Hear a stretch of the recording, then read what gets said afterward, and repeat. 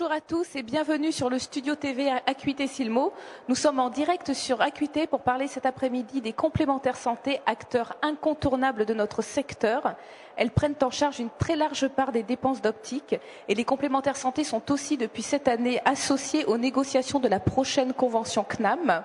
Celle qui monte des réseaux fermés s'immisce dans la gestion des magasins aux grandes dames des opticiens.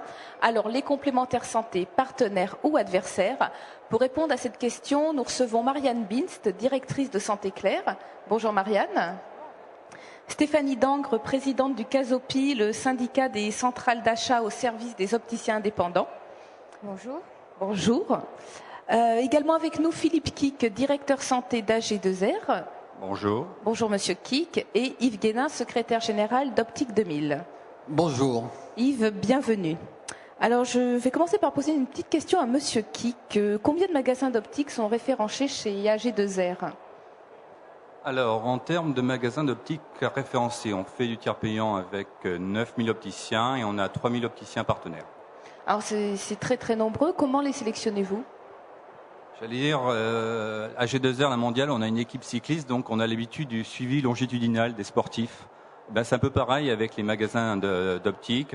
On suit leur pratique, on voit si effectivement ils travaillent, je dirais, en bon père de famille, ça c'est mon côté un peu juriste, s'ils respectent un certain nombre de choses, de coefficients, enfin, si on sent qu'effectivement ils font leur métier, je dirais, avec qualité. Et à partir de ce moment-là, s'ils le souhaitent. Sur quels critères vous vous basez? Sur ce suivi, donc effectivement, on va voir si il y a des opérations de transfert vers monture, s'il y a des coefficients qui dérapent, enfin voilà, un certain nombre de choses qui vont nous donner les éléments pour dire ok, celui-ci on peut lui faire confiance. Voilà. Donc par principe, nous on est, je dirais, un réseau ouvert, donc on accepte qu'un opticien travaille avec nous.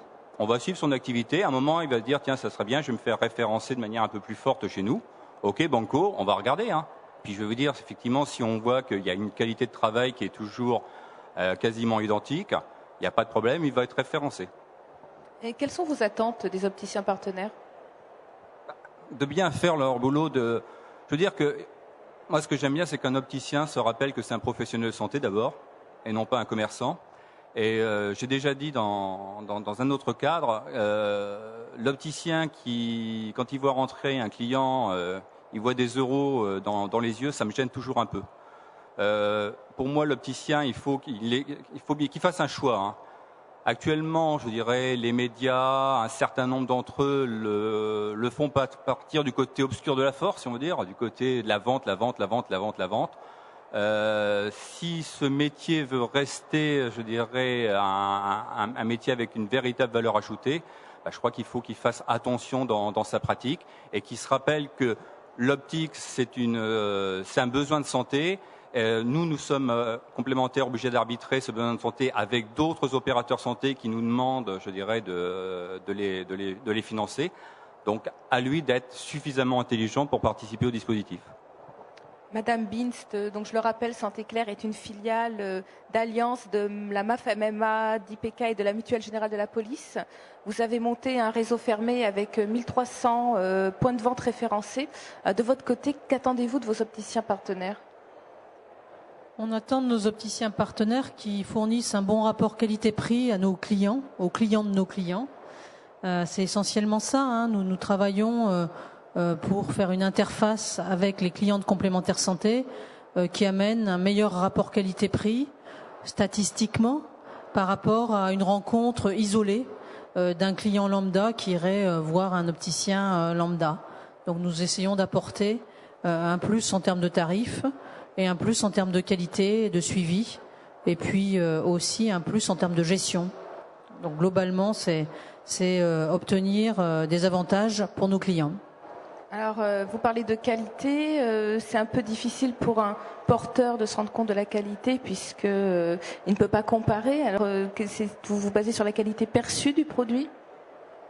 Alors, malheureusement, la profession n'a pas beaucoup développé les études de qualité perçue des différents produits, puisqu'aujourd'hui, il n'existe pratiquement aucune publication sur ce sujet-là. Donc, si ce terrain est vierge, ou presque vierge, c'est pas de notre faute et c'est dommage. Donc nous avons mené quelques études de qualité perçue, notamment avec l'INSERM. Nous avions publié une étude il y a quelque temps. Donc nous pensons que c'est ce genre d'étude qui doit se développer de plus en plus. Mais en dehors de la qualité perçue par le porteur, bien il y a la transparence de l'offre qui lui est faite, l'adaptation des options qui lui sont vendues à ses besoins. Donc il y a pas mal de critères qui peuvent être quand même objectivés. La traçabilité aussi de l'équipement, faire que l'équipement vendu soit bien l'équipement livré, faire que la vente se fasse en fonction du besoin de vision plus qu'en fonction de la garantie, même si on sait que la garantie n'est pas complètement neutre dans la vente. Ça, il faudrait être naïf pour penser le contraire, mais donc il y a des éléments malgré tout de qualité que nous pouvons intégrer dans notre réflexion et avec une maturité qui va en grandissant aussi, parce que Santé Claire existe depuis, ça fera 7 ans au 1er janvier 2010, donc c'est l'âge de raison. Donc je pense que nous avons sur les aspects qualité aussi progressivement mis en place des choses de plus en plus sophistiquées. Alors, Monsieur Guénin, Optique 2000 a mis en place une stratégie de partenariat avec les complémentaires santé. Vous préconisez à vos adhérents d'adhérer au réseau, qu'il soit fermé ou ouvert. Quels sont les avantages pour vos points de vente? Alors, comme le disait Philippe Kick tout à l'heure, les complémentaires santé, et comme vous le disiez, c'est 50% des dépenses qui sont prises en charge. Quelque part, on est dans un monde où le payeur ne veut pas être un payeur aveugle. C'est normal, c'est logique. Par rapport à cela, l'opticien doit donner, c'est le professionnel, doit donner la qualité, c'est son métier. Donc, tout système, à partir du moment où il peut y avoir un dialogue, et le dialogue, il existe. Tout système où il peut y avoir un dialogue, où on peut dire et contribuer à l'élaboration d'un partenariat, de grille, d'une charte de suivi, ben tout ça, ça va dans un bon sens. Ce qui serait dangereux, ce serait un discours dans lequel on ne pourrait pas avoir son mot à dire, mais à partir du moment où on peut discuter ensemble, il y a une offre qui est déterminée, qui fait l'objet de rencontres, et cette offre qui est déterminée, eh bien après, c'est à nous de l'appliquer. Donc, aujourd'hui, un réseau, qu'il soit un réseau ouvert, qu'il soit un réseau fermé, c'est un choix. C'est un choix de professionnels de santé, c'est un choix de réalité. Et quand on regarde le déficit de 20 milliards de l'assurance santé, eh bien, quelque part, c'est logique de trouver les bons accords. Les bons accords, ça veut dire eh bien, qu'on va essayer d'avoir les meilleurs produits au meilleur prix de notre côté, et ça veut dire que les complémentaires vont chercher également à rationaliser l'offre pour payer le bon prix. Ce que disait Marianne Bins tout à l'heure, elle disait la qualité de la vision. Et c'est vrai que l'important, c'est de rechercher la qualité de la vision qui va être donnée par le bon produit. Et c'est ça, effectivement, le premier devoir de l'opticien en tant qu'auxiliaire de la santé. Donc oui, effectivement, nous favorisons les accords et nous avons une démarche de partenariat active dans ce sens pour avoir le plus d'accords possible et développer de la qualité, de développer des parcours. On a une charte de qualité dans les magasins, on a un logiciel. Justement, vous avez mis en place une charte de bonne pratique, c'est ça? On a mis une charte de bonne pratique qui fait qu'effectivement l'opticien s'engage à raisonner en fonction du besoin de la vue. Donc ce qui était dit tout à l'heure quand on parlait des euros, je crois que les opticiens ont le souci, et les opticiens Optique 2000 ont le souci de la qualité de la vision et qui recherchent le meilleur produit adapté à la vision et pas forcément à faire plus d'euros. Et c'est ça qui est important, c'est de trouver ce juste équilibre. Donc à nous de proposer, avec l'aide des fournisseurs, les bons produits, de bien les négocier et de répondre eh bien, à la problématique de santé publique. Alors, Madame Dangre, le CASOPI que vous présidez est de son côté parti en guerre contre les réseaux fermés des complémentaires santé. Pour quelles raisons? Alors, je pense qu'il faut déjà savoir, c'est que nous sommes extrêmement favorables à travailler avec les assurances complémentaires. Nous avons tout à fait conscience, comme le disait Monsieur Guénin, que les assurances complémentaires financent aujourd'hui plus de 50% du marché de l'optique. La difficulté qu'on va avoir, ça va être essentiellement sur les réseaux fermés. Nous, en tant qu'opticiens indépendants, nous défendons l'entreprise libérale. et la manière, le mode de fonctionnement qui est utilisé par les réseaux fermés, eh bien, entache le libre jeu de la concurrence. Donc c'est essentiellement, donc je pense qu'il ne faut pas confondre notre bataille, comme vous dites. Nous ne sommes pas du tout en guerre avec les assurances complémentaires et nous avons bien au contraire l'intention de travailler avec eux dans une démarche qualité et j'ai même envie de dire une démarche vraie de qualité parce que c'est une certification opposable que nous avons mis en place par rapport à la qualité. Donc c'est bien sûr dans ce sens-là que nous voulons nous développer, mais simplement au niveau des assurances complémentaires en réseau fermé, nous avons relevé un certain nombre de dysfonctionnements en ce qui concerne la liberté, le libre jeu de la concurrence et de grands dysfonctionnements par rapport à l'intérêt du consommateur. Et c'est ça qui nous gêne. Est-ce que vous pouvez nous les détailler un peu? Alors je peux vous détailler, alors là je vais avoir un discours, pardonnez-moi, mais un petit peu technique. Sur les pratiques des réseaux fermés, selon nous, elles nuisent largement donc au libre jeu de la concurrence. Et là, je reprends techniquement selon les articles L420 qui concerne, enfin -1 qui concerne les ententes, et également L420-2 qui concerne la discrimination. On va mettre en cause le numerus clausus, on va mettre en cause le détournement de clientèle induit, on va mettre en cause l'opacité des conditions de conclusion de contrat, l'opacité des procédures de conventionnement aussi, et également l'opacité au niveau des refus d'agrément et de mise en liste d'attente. Et puis enfin aussi et surtout, j'ai envie de finir sur le tiers payant différencié, les remboursements différenciés, qui sont une véritable atteinte à la liberté du libre jeu de la concurrence. Et du côté du consommateur? Alors, voilà, ça, on est déjà sur un problème technique au niveau du fonctionnement commercial. Et effectivement, comme je vous le disais tout à l'heure, pire encore, c'est sur ce qui nous gêne, c'est sur l'intérêt du consommateur. La première chose, c'est que le consommateur n'est plus libre de choisir son opticien. Un consommateur aujourd'hui, quand il va être conventionné dans un réseau fermé, alors on sait que 50% des opticiens sont à moins de 2 km, mais ce qui veut dire aussi que plus de 50% sont à plus de 2 km. Et parfois, les opticiens doivent réaliser plus de 40 km, jusqu'à 40 km pour pouvoir trouver un opticien. Quand on connaît le SAV, l'ajustage, le nombre de visites que doit refaire un opticien, ça nous semble complètement invraisemblable. Ça, c'est une première chose. Une deuxième chose, c'est qu'aujourd'hui, l'opticien, quand il rentre dans un système de la sorte, on s'est rendu compte qu'il ne pouvait plus avoir accès à des produits de qualité. Parce qu'il y avait une forme dans les conventions d'exclusion des produits, de toute cette génération de produits de qualité, et on arrive à des situations qui sont parfois grotesques, où certaines assurances, on a découvert que certaines assurances proposaient un Varilux Confort, qui est quand même une génération de 1990, et on ne pouvait pas aller plus loin. Ça nous pose une vraie difficulté, parce que le consommateur paye un juste prix, on est 100% d'accord, on est 1000 fois d'accord, mais que le consommateur ne puisse pas avoir la liberté de choisir un produit haut de gamme, la liberté de pouvoir se faire plaisir, la liberté de pouvoir s'acheter la dernière génération, ça nous semble complètement aller à l'encontre de l'intérêt général. Alors, attendez, je vous coupe un instant, Stéphanie, pour laisser la parole à tous nos intervenants. Donc, Marianne, vous avez entendu les propos de Stéphanie Dangre. Alors, on a un peu quand même effectivement l'impression que dans le cas des réseaux fermés, la relation entre l'opticien et la complémentaire santé est un peu déséquilibrée. Est-ce que ce type de contrat peut-il durer dans le temps ? On a entendu le florilège habituel par rapport au réseau fermé. C'est un vocabulaire qui vous est propre. Nous, on les appelle pas comme ça, puisqu'ils sont pas fermés, puisqu'ils donnent lieu à un appel d'offres. Donc, à un moment donné, ils sont ouverts, puis à un moment donné, ils sont fermés pour 3 ans.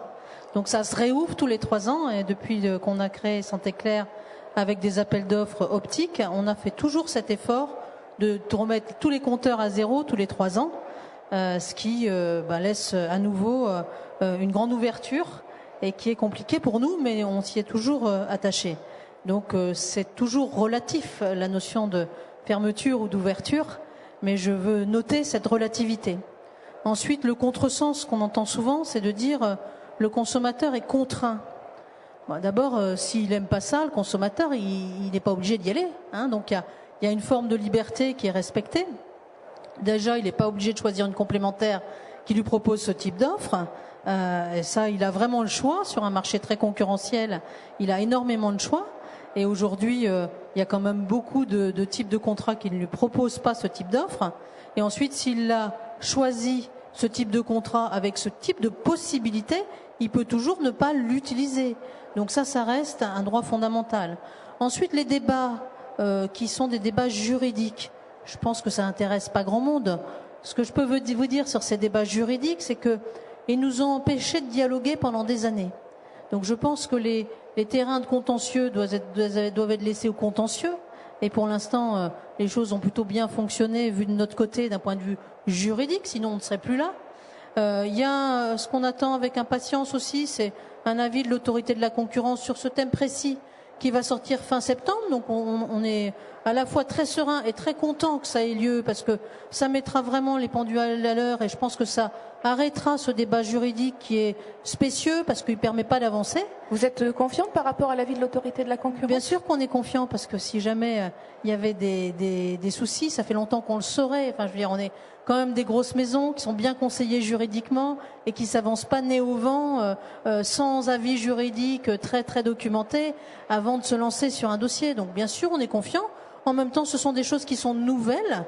Hein, donc il n'y a pas énormément de jurisprudence, tout le monde avance en marchant, comprend l'interprétation qui peut être donnée du droit en marchant, et l'autorité de la concurrence, c'est une autorité dans laquelle pour laquelle nous sommes tout à fait confiants, parce que nous pensons justement que ce que nous contribuons à faire, c'est d'améliorer la relation de concurrence dans ce domaine où le consommateur était souvent, excusez-moi du terme parce qu'en optique ça fait toujours rigoler, un petit peu aveugle par rapport aux offres qui lui étaient faites.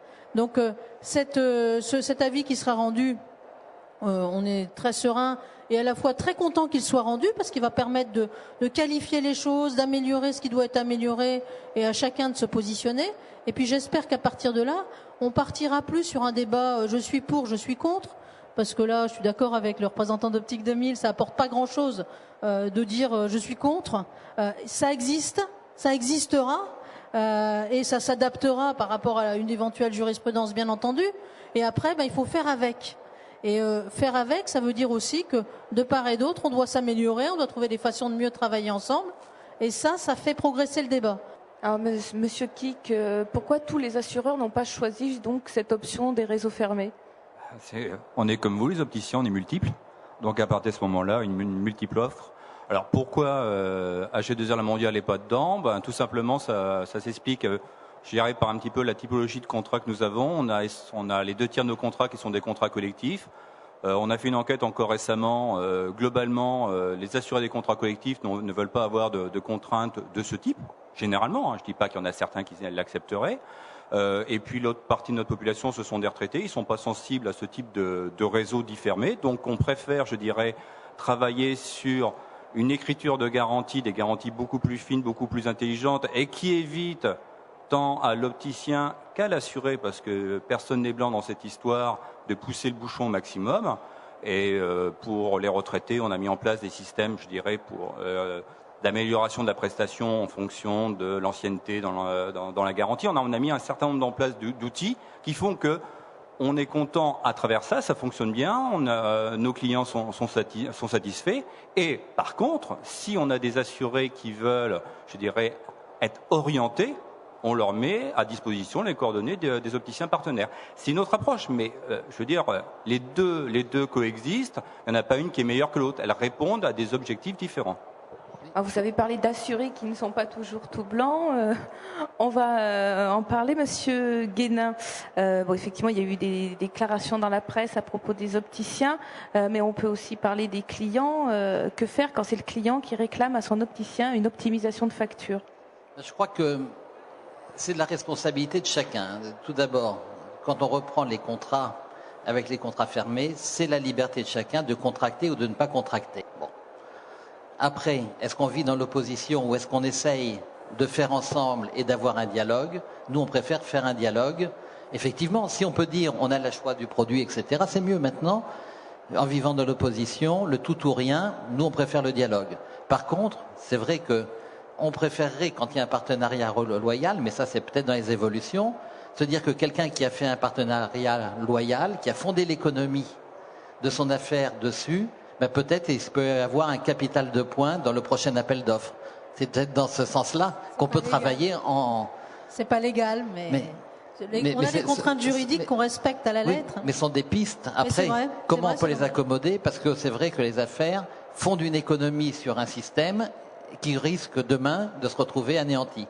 Donc moi, je préfère travailler, même s'il y a un certain nombre de difficultés ou de points, effectivement, on préfère avoir une liberté. Maintenant, s'il y a des systèmes qui sont comme ça, trouvons les accommodements. Alors, le consommateur, pour en revenir à votre question, si le consommateur demande un accommodement de facture, on ne doit pas le faire. On ne doit pas le faire, et nous, pour Optique 2000, il y a 2 éléments que l'on a fait. Premièrement, on a créé une charte. Cette charte a été signée individuellement par tous les opticiens associés du groupement qui s'engagent à accepter les sanctions qui seraient prises par le groupement. Point numéro 1. Point numéro 2, on a doté chaque magasin d'un système informatique uniformisé qui ne permet pas, notamment, pour parler de façon simple, le transfert entre des verres et des montures. C'est exigeant. On a quelques opticiens qui, par rapport à ça, n'ont pas voulu suivre la politique. Et bien, à la fin de l'année, on s'est séparés, ils se sont séparés ou on s'est séparés d'eux. Donc, quelque part, je crois que l'opticien, c'est un excellent professionnel de santé et que aujourd'hui, pour exister demain, il y a des pratiques qui ont pu avoir cours un certain nombre d'années qui aujourd'hui ne doivent plus avoir lieu. Donc nous, on a choisi résolument cet élément avec un système informatique unique. Et quand il y a des grilles, c'est nous qui descendons les produits et l'opticien ne peut pas substituer un autre produit. C'est-à-dire que si on rentre dans la logique de la grille, on rentre dedans et on la respecte. Maintenant, sur un réseau ouvert, on va essayer effectivement d'avoir l'ensemble des opticiens qui seront conventionnés. Sur un réseau fermé, ça va être chacun qui va être libre de faire ou de ne pas faire. Et tout à l'heure, quand on parlait de l'économie libérale, c'est ce que l'on retrouve dans le réseau fermé où il y a le choix de faire ou de ne pas faire. Maintenant, effectivement, si on peut avoir la liberté du produit, ça fait partie des discussions que l'on a. Et c'est normal d'avoir ce genre de discussion. Et puis après, il y a la liberté du choix de l'opticien en tant que chef d'entreprise de dire je prends, je ne prends pas. Alors, Madame Dangre, par rapport à cette question de l'assuré qui réclame des optimisations de factures. Alors, aujourd'hui, on est tout à fait conscient qu'on est dans un système qui est en fin de vie. On est dans un système qui a une organisation perverse. Et donc, effectivement, je pense que demain, il faut construire un autre système. Mais je suis, moi, tout à fait favorable à la construction. Et puis, pour répondre à Madame Bintz, on n'est pas... et là, je parle au nom des opticiens indépendants, des personnes qui ont envie d'aller au tribunal, qui ont envie de ne pas construire, pas du tout. Notre seule demande, c'est de dire, voilà, nous sommes prêts à construire avec vous, nous sommes prêts à étudier les choses avec vous, nous sommes prêts à communiquer avec vous, mais il y a une chose sur laquelle on sera intransigeant, c'est la qualité et la liberté du consommateur. Si simplement ça, c'est pris en compte, on sera complètement favorable. Madame Bintz parlait de tribunal. On n'a pas fait d'action judiciaire. Il faut savoir que l'autorité de la concurrence aujourd'hui nous a mandaté, nous a entendu à ce sujet. C'est pas nous qui avons commandé l'autorité de la concurrence. Ça a été une demande du gouvernement. Donc, si le gouvernement fait une demande, c'est bien qu'il estime lui-même qu'il y a quelque chose qui fonctionne pas. C'est simplement pour ça. Donc moi, je réitère, c'est-à-dire que nous, on est prêts tout à fait à construire des choses, à construire un processus, un nouveau processus. Soyons innovants, construisons effectivement les choses ensemble. Voilà. Simplement, laisser considérer l'opticien comme un professionnel de santé, laisser la liberté de choix au consommateur, la liberté à l'opticien, c'est simplement ça qu'on demande. Donc effectivement, par rapport, je reprends sur le sujet du consommateur, eh bien, nous sommes tout à fait favorables à ouvrir et à normaliser, certifier l'ensemble des systèmes informatiques. Nous trouvons que c'est effectivement une excellente idée. Nous sommes tout à fait favorables à participer à l'optimisation, au changement et à accompagner nos opticiens à changer de méthode de travail, mais justement, tout ça dans un état d'esprit constructif. Madame Binst, est-ce que vous ne pensez pas que les déclarations qu'il y a eu dans la presse au niveau des opticiens depuis à peu près 18 mois ont un peu attisé les rapports entre les complémentaires santé et les opticiens? C'était un non-sujet avant, donc c'est devenu un sujet. C'est une bonne chose. À partir d'un sujet qui devient polémique, on peut peut-être passer au stade suivant, un peu de maturité, et construire. Donc pour nous, c'est un système dynamique. Quand on voit que des enseignes ou des syndicats ou commencent à se dire, c'est un vrai sujet, il faut qu'on ait une charte, il faut qu'on mette ça en place, il faut qu'on contrôle ce qui se passe, on se dit qu'on a fait avancer un peu le débat et que tout le monde a intérêt à ce que ce débat avance. Parce qu'au bout du compte, il est au détriment des complémentaires santé, il est au détriment des opticiens à terme, et il est au détriment des consommateurs qui vont soit payer plus cher leur complémentaire santé, soit avoir plus de reste à charge, ou s'ils n'ont pas voulu laisser les optimisations, comme il se dit, se faire. Donc tout le monde a intérêt quelque part à court terme à ce que ça continue à se produire, et tout le monde à moyen et long terme a des enjeux importants à ce que ça ne se produise plus. Donc ces aspects un peu journalistiques.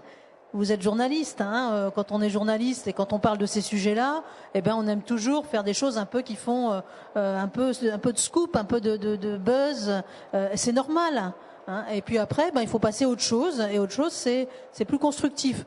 Je pense qu'on y a contribué avec notre rôle à nous, qui n'est pas le même que votre rôle à vous, opticiens ou représentants professionnels, mais on a contribué à ce que ce débat soit plus caché. Et que ça soit pas des opticiens qui nous demandent comment je fais quand je perds une vente parce que j'ai refusé de faire ça. Sous prétexte que je suis dans votre réseau, je peux plus faire ça. C'est difficile. Et comment je fais si je perds une vente? Que ce soit plus des sujets qui soient, quand on en parlait avec les chaînes d'optique, ah oui, ça arrive, mais c'est marginal, c'est hyper rare. Non, que ce soit un vrai sujet, qu'on avance, que derrière il y ait des contrôles, il y ait de l'informatique qui permette plus de faire des choses comme ça, et qu'il y ait des chartes de qualité. Et qu'il y ait des consommateurs aussi qui soient vigilants. Parce qu'à un moment donné, c'est toujours le consommateur qui paye. C'est pas la complémentaire santé, c'est pas un problème d'opticien. À un moment donné, c'est dans la cotisation du consommateur. Donc quelque part, tout le monde est perdant dans ce système, et surtout le consommateur. Donc à moyen terme. Donc comment on fait que le court terme et le moyen terme se rejoignent? C'est là où on a besoin de dialoguer et de trouver des voies de passage qui soient pas des voies c'est pas bien ce que vous faites, ou non, il faut faire autrement, il faut s'organiser pour faire autrement, et c'est aussi notre combat. Donc effectivement, pour revenir à vos propos sur les journalistes sont effectivement là pour informer et pas pour faire de la polémique, et c'est ce que nous essayons de faire sur Acuité en vous recevant tous les quatre sur ce plateau. Vous parliez de qualité, on a parlé hier dans nos émissions et ce matin encore de progrès techniques en ce qui concerne les verres du futur. Certaines complémentaires restreignent l'accès à ces verres de plus en plus sophistiqués et qui donnent une meilleure vision. Quel est votre propos là-dessus? Alors je trouve que le débat sur la qualité, il est un petit peu orienté quand vous le présentez. Pourquoi? Parce que aujourd'hui, c'est pas parce que c'est un verre de nouvelle génération qu'il est mieux que le précédent. Qu'est-ce qu'il prouve? Donc, donnons-nous les moyens ensemble d'évaluer la qualité perçue par le consommateur, parce que c'est pas parce qu'il est plus technique qu'il est forcément mieux ou perçu. On est tous consommateurs, par exemple, d'outils où on va pour écouter de la musique, par exemple, ou pour de nouvelles télés. Et très souvent, le besoin du consommateur n'est pas exactement le besoin que le technicien a imaginé pour lui. Sur les télés, il y a eu beaucoup d'études qui ont montré que les gens ils cherchaient des écrans plus grands et pas forcément des écrans avec une plus haute définition. Et c'est comme ça que les Coréens ont pris des parts de marché importantes par rapport à des gens qui étaient plus anciens sur la technologie de l'écran plat, mais qui voyaient les choses autrement. Donc je pense que sur la qualité, l'idée de dire les complémentaires santé, quand elles discutent le prix, vont limiter la qualité, c'est un vieux débat, mais c'est une mauvaise façon de le poser. Parce que la qualité et le prix sont toujours les mêmes facettes d'un seul dialogue. On ne peut dissocier le débat sur la qualité du débat sur le prix et le débat du prix sur le débat de la qualité. À un moment donné, il faudra là aussi avoir des chartes de qualité, avoir des publications scientifiques sur la qualité et pas simplement du déclaratif des différents industriels. Et ce débat-là avance trop doucement peut-être, mais il avance aussi. Et le fait que certaines complémentaires santé, ce qui n'est pas notre cas, nous référençons tous les types de verres de manière très large, et y compris les nouvelles générations de verres. Donc c'est pas du tout un débat qui concerne Santé Claire dans la restriction. Si ensuite un assureur dit moi je rembourse plutôt ça que ça, de toute façon quand un assureur remboursait 100% du tarif de convention ou 100% du tarif de convention plus 50 €, quelque part il se positionnait aussi sur le débat de la qualité en ne donnant pas accès dans ses remboursements à des verres plus chers. Donc ce débat il a toujours existé.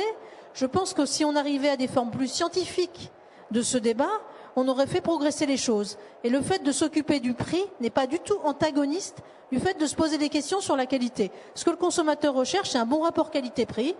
En fonction de ses moyens, avoir une qualité qui va bien, et s'il peut avoir plus de moyens, avoir une qualité qui accompagne le progrès technique, tant mieux. C'est une profession dynamique en ce sens. On peut que s'en réjouir.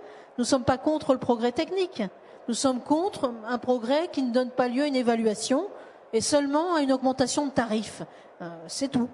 On va se projeter un peu dans l'avenir. On parle depuis quelque temps d'un éventuel déremboursement par la sécurité sociale des dépenses d'optique. Monsieur Guénin, est-ce que vous penseriez, le cas échéant, que ça donnerait plus de poids encore aux complémentaires santé? Alors, je crois que le débat sur le déremboursement, c'est effectivement un petit peu un serpent de mer, hein. On en a parlé beaucoup. Je dirais qu'aujourd'hui, on en parle moins, hein. On en parle nettement moins. C'est beaucoup plus les médicaments de 35% qui passent à 15%. C'est la hausse du forfait hospitalier, etc. Donc, à mon avis, le déremboursement, je ne crois pas qu'on le voit venir, hein. Après, il y aura toujours un payeur. Le payeur, ça sera toujours le consommateur. C'est bien ça qu'il faut comprendre, hein. Alors, est-ce que c'est le consommateur qui a la vigilance et qui sait la qualité du produit? Est-ce que c'est le professionnel qui est un professionnel avec sa conscience qui vend le bon produit? Est-ce que c'est un tiers payeur qui paye pour le consommateur qui? La vérité, elle n'est pas unique, c'est certainement une vérité qui est mixte. Alors, s'il y a un déremboursement, qu'est-ce que ça va faire? Effectivement, il va y avoir une charge. Et il n'y aura pas une réponse de toute façon, parce qu'il y a des complémentaires qui vont dire moi j'exclus l'optique ou je rembourse l'optique de telle façon. Il y a des complémentaires qui vont en faire un cheval de bataille. Les complémentaires, les différents tiers payeurs sont aussi en concurrence. Donc je crois que le déremboursement n'est plus d'actualité au jour d'aujourd'hui, et deux, c'est pas par rapport à ceci qu'il faut voir l'avenir, mais c'est beaucoup plus par rapport à la qualité des acteurs et au dialogue qu'on pourra instaurer entre les uns et les autres. Et je pense que plus on pourra dialoguer, moins on radicalisera les opinions, plus on aura des consensus et moins il y aura d'abus et plus on pourra parler ensemble et ça sera beaucoup plus simple. Donc on parle beaucoup de démarches qualité, de chartes dans cette émission. Monsieur Kick, quel est votre point de vue sur ces démarches? Je peux être que favorable à ce type de démarche. Effectivement, si la profession s'organise à travers des procédures de certification, de chartes de qualité et toutes ces choses-là, c'est une bonne idée. Mais ça ne veut pas dire pour autant que dans l'immédiat et tout au moins à court terme, nous lèverons nos contrôles. C'est vrai qu'on ne lâchera pas la proie pour l'ombre. On s'est aperçu qu'il y a, je dirais, comme dans toute profession, un certain nombre de professionnels qui sont un peu déviants. On a mis en place des outils pour les contrôler. Ça durera ce que ça durera. Effectivement, le jour où tout le monde sera rentré, je dirais, dans des chartes avec vraiment quelque chose de bien suivi par derrière, on pourra peut-être revenir en arrière. Mais pour l'instant, on maintient notre système et on regarde avec intérêt l'organisation de la profession pour, je dirais, apporter plus de qualité. Quels sont les éléments précis que vous souhaiteriez voir dans ces chartes de bonnes pratiques? On retrouve je dirais des choses assez classiques. On peut retrouver effectivement la suivi du matériel. On a quand même quelques difficultés. On l'a lancé autant chez Santé Claire que chez nous. Allez voir un petit peu effectivement l'équipement qui a été vendu à travers le contrôle des BL. Je peux vous dire que j'ai eu quelques opticiens qui sont arrivés jusqu'à moi en me disant c'est un peu scandaleux tout ça. Vous nous demandez les BL. Je comprends, et ceux qui râlaient d'ailleurs étaient ceux qui, pour moi, étaient les plus honnêtes. Et quand on commence à discuter avec eux et qu'on leur dit, mais attendez, si on fait ça, ça évite effectivement qu'il y en ait un autre qui vende du verre X à la place du verre Y. Bon, ça calme le jeu. Donc voilà, la traçabilité des produits, toutes ces choses-là. Et puis effectivement, pas mal d'échanges de données informatiques parce que le contrôle, il faut qu'on puisse le faire à un coût raisonnable. Il y a un autre sujet d'actualité en cours, c'est la future convention CNAM. Qu'est-ce que vous attendez de ce texte? Bonne question. Vous en avez une autre? Pas grand-chose dans l'immédiat parce que, hormis effectivement des grands principes sur lesquels on a un peu travaillé, un accord à 3, c'est pas évident. Et sachant que l'UNOCAM regroupe 3 familles, que dans les 3 familles, il y a des acteurs qui sont tous différents, on arrive plutôt au plus petit dénominateur commun. Et le plus petit dénominateur commun, il n'y a pas grand-chose généralement dedans. Donc, si vous voulez, je regarde ça avec de loin. On continue dans notre système, nous. Et puis, si besoin est, on essaiera de récupérer des informations à travers ça. Mais je suis interrogatif sur l'intérêt de ce grand machin. Voilà. Madame Bins, sur la convention CNAM? Moi, j'en attends une évolution raisonnée du métier de l'opticien vers plus de technicité et plus, pour faire simple, plus vers un métier de professionnel de la vision. Et je pense que dans la chaîne de soins, aujourd'hui, l'opticien n'a pas toute sa place et pourrait avoir une place plus importante par rapport à l'ophtalmo notamment, par rapport à des problématiques de prévention, à des problématiques de détection. Et je pense que s'il y a un sujet qui pourrait être de consensus entre les complémentaires santé, la sécurité sociale et la profession d'optique, c'est bien ça. Alors aujourd'hui, ça coince parce que comme les ophtalmos, ils sont très hostiles, il y a des clivages aussi au sein de la profession des opticiens ou des clivages syndicaux sur le fait de ne pas aller dans ce sens. Je pense que le moment de la négociation conventionnelle est un bon moment pour reposer ce genre de questions parce que on n'a pas toujours des intérêts convergents, mais je pense qu'à moyen terme, sur ce point-là, on a des enjeux très convergents et qu'on gagnera ensemble plus facilement cette partie que chacun isolément. Donc si dans la Convention, on pouvait embarquer au moins un début de reconnaissance de ce métier de l'opticien comme professionnel de la vision, par rapport à la population française et faire qu'on reste en bonne santé visuelle le plus longtemps possible, qu'on soit détecté tôt et qu'il y ait un rôle à jouer pour l'opticien dans ce cadre-là, on y a les 3 parties prenantes, y sont ouvertes, y compris au sein de l'UNOCAM. Les 3 familles sont d'accord sur ce plan-là, la sécurité sociale aussi. La profession des opticiens est divisée sur ce plan-là et c'est dommage. Parce que je pense qu'au moins là-dessus, on pourrait un petit peu avancer. D'ailleurs, si j'attends quelque chose, c'est plutôt sur ce plan-là que sur le reste. Nous allons d'ailleurs en parler demain matin dans une émission sur le studio TV Acuité Silmo à 10h30 du matin. Je donne rendez-vous à tout le monde avec un très très beau plateau. Je consultais notre programme. Sur cette convention, Monsieur Guénin, vous êtes en accord avec les desiderata des assureurs? Sur la convention.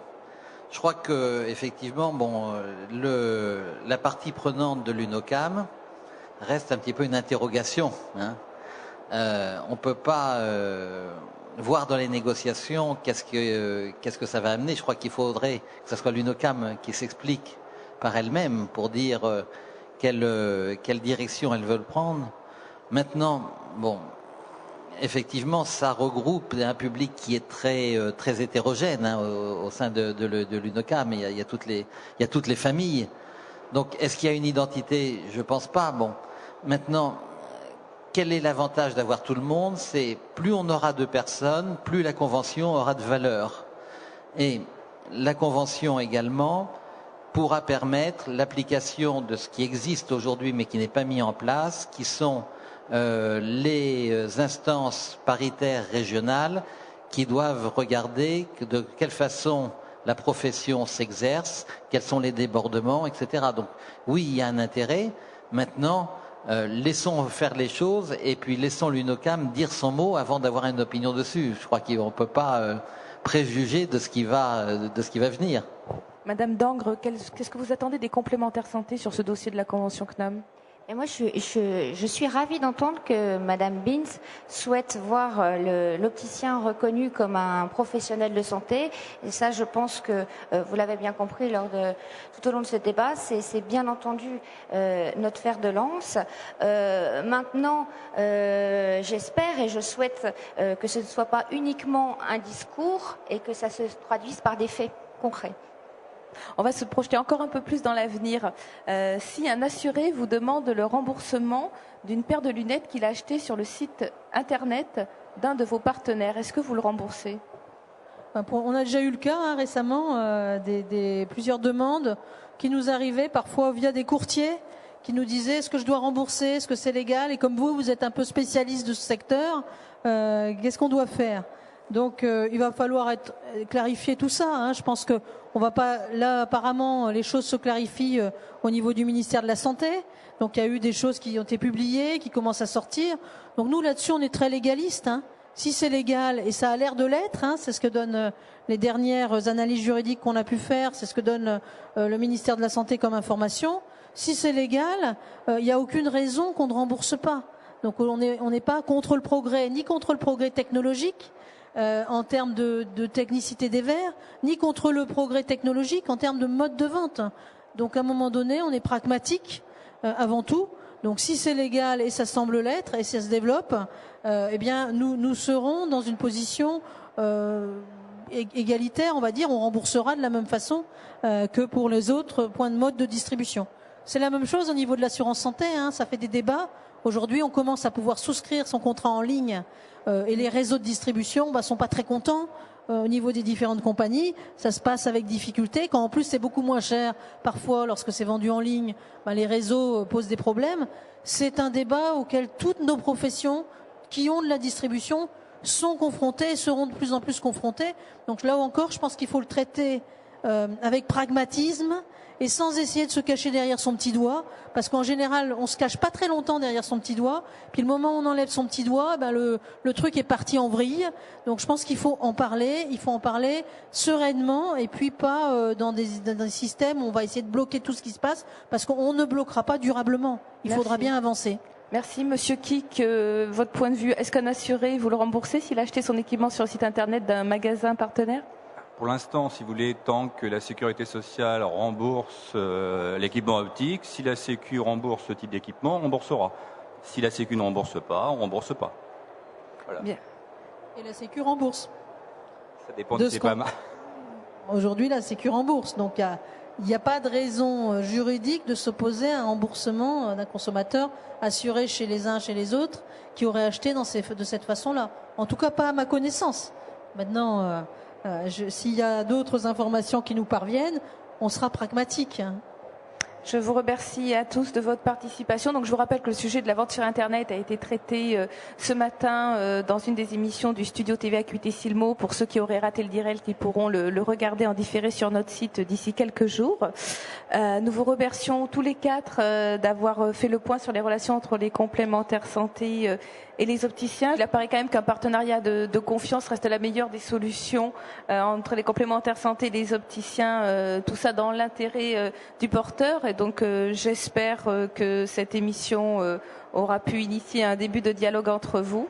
Nous sommes ravis de vous avoir accueillis sur ce plateau. Quant à moi, je vous donne rendez-vous dès demain matin à 10h30 pour un débat très très attendu d'opticien lunetier à opticien optométriste. Je vous dis à demain.